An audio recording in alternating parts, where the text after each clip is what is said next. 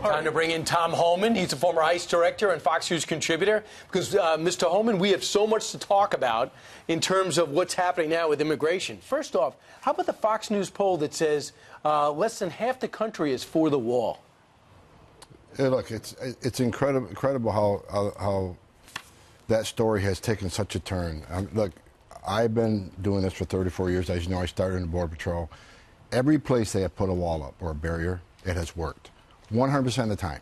Not some of the time. Every time they put a barrier up, illegal crossings have dropped. Why would we not want the wall? But the far left media is pushing a false story to the American people. But, Tom, what about the Republican-led two houses of our Congress? There's no money for the wall in the latest budget. That irritates me even more because those people are putting their political ambitions ahead of their job, which is to protect the sovereignty of this country and protect our border.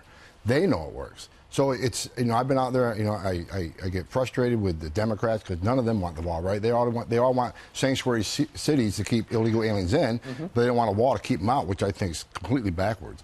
But these people have taken an oath to defend this nation, and they're supposed to be working for the constituency. The wall, it's proven to work. They should support it and put their political ambitions aside, stop worrying about November, and do the right thing for this country. But they say, therefore, increase border security, and they just don't mention the wall.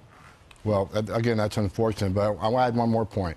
It's just not about the wall either. They need the technology and the manpower to respond to the wall. Sure. But you also need interior enforcement. You need ICE officers, because if you're lucky enough to get by the Border Patrol, there needs to be an enforcement in the interior United States that's going to look for you and remove you once they find you. Okay, another hot button issue we want to ask you about. There's a new Trump rule that could deny green cards to immigrants who use food stamps and Medicaid legally. Is this something that's insensitive and flawed, or is this something that's making sure the system isn't strained so much? It's a fantastic rule. This has been in the law for over 100 years.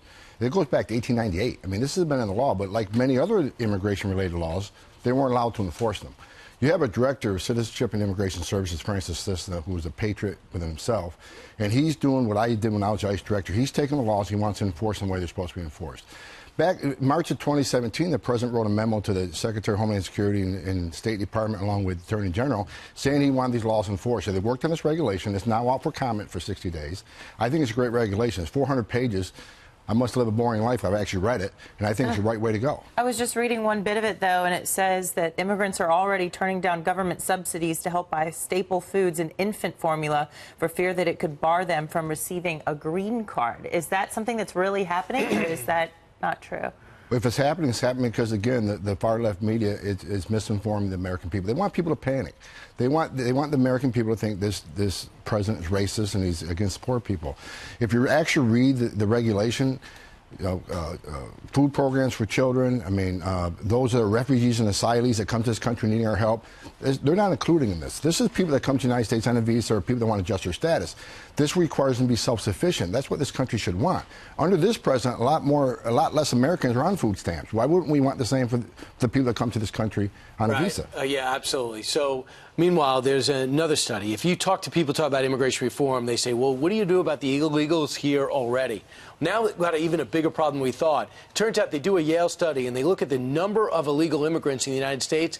It's nearly twice as great as we thought. Could it be up to 22 million?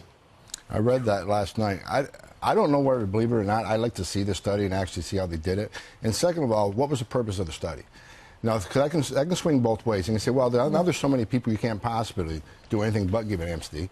But on the other hand, regardless if that's a tack you want to take, I think that shows even more. We need border security. We need the wall. We need immigration enforcement. We finally got a president that wants to protect the sovereignty of this country. He wants to protect Border Patrol agents, ICE agents, let them do their job. Right. So I think this gives the president more ammunition to say, look, we need to fix this border. Well, it sounds like these researchers at Yale, over 25 years, looked at things like deportation, apprehensions at the border, visa overstays, along with death rates and immigration rates, and they based their the presumption that it could be anywhere from 16.7 million to an average of 22 million, which is a lot bigger than we thought. Big spread. But how much bigger than 12 million do you need to be to recognize that? I mean, 12. Think if you even accept the lower number, 12 million, that shows there's a problem. That shows we need border security. That shows we need immigration enforcement taken seriously in this country.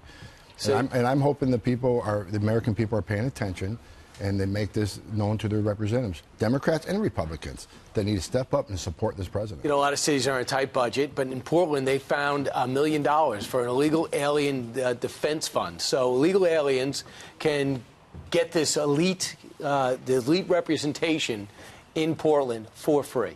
It doesn't surprise me. Portland's the same place. We had an office shut down for several weeks because the mayor had ordered the police department not to assist ICE officers. Even ICE employees who weren't gun carriers, they're also Portland taxpayers who he had a duty and obligation to protect them.